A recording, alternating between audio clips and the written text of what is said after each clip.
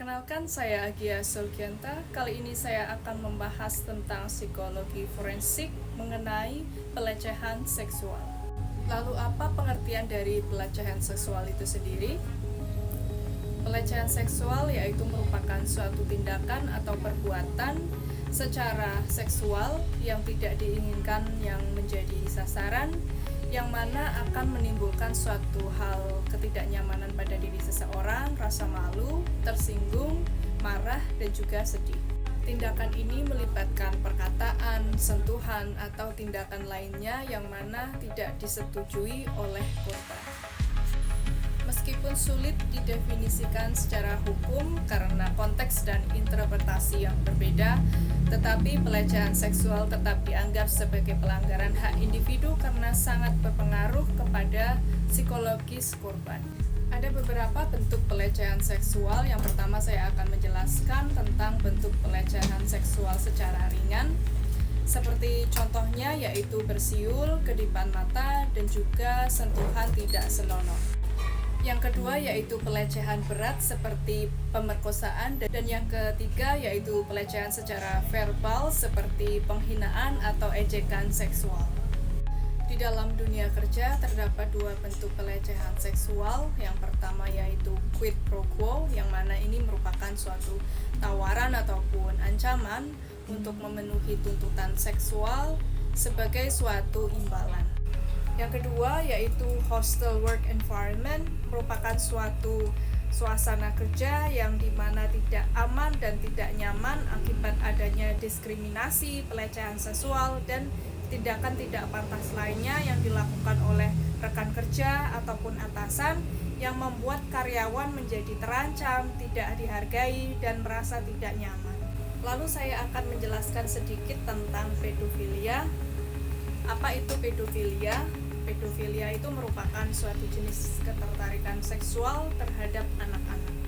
Ada 3 tipe pedofilia. Yang pertama yaitu dia tidak bisa berinteraksi terhadap orang seusianya atau orang dewasa, sehingga menjadikan anak-anak sebagai pelampiasannya. Yang kedua yaitu dia bisa berinteraksi terhadap orang dewasa ataupun orang seusianya, tetapi memiliki ketertarikan seksual terhadap anak-anak. Dan yang ketiga, ini yang paling parah, dia tidak tertarik dengan orang seusianya ataupun orang dewasa, dia tidak bisa berinteraksi secara sosial, dan dia hanya tertarik terhadap anak-anak secara seksual.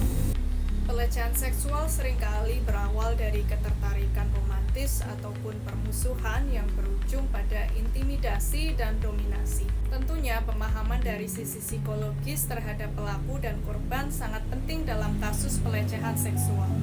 Untuk kasus pelecehan seksual terdapat 2 pendekatan yang bisa kita lakukan. Yang pertama pendekatan internal, yang kedua pendekatan eksternal. Untuk pendekatan internal sendiri ini mengacu pada cara korban untuk mengelola pikiran, emosi, dan sikapnya terhadap pengalaman pelecehan.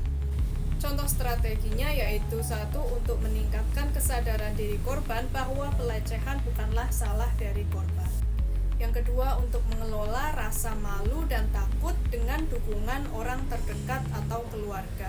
Kemudian juga untuk melatih, menolak, atau mengatakan tidak secara tegas. Dan yang terakhir, untuk mengakses bantuan profesional seperti psikolog atau konselor. Yang kedua yaitu pendekatan eksternal, yang mana berfokus pada perubahan lingkungan dan sistem sosial yang lebih aman untuk korban. Contoh strateginya yaitu melaporkan kepada pihak yang berwenang, lalu meningkatkan pengawasan dan keamanan seperti contohnya memasang CCTV. Maka dengan kedua pendekatan tersebut, baik secara internal dan eksternal yang dilakukan secara bersamaan, para korban akan mendapatkan dukungan penuh baik dalam diri sendiri maupun dalam lingkungan dan sosial.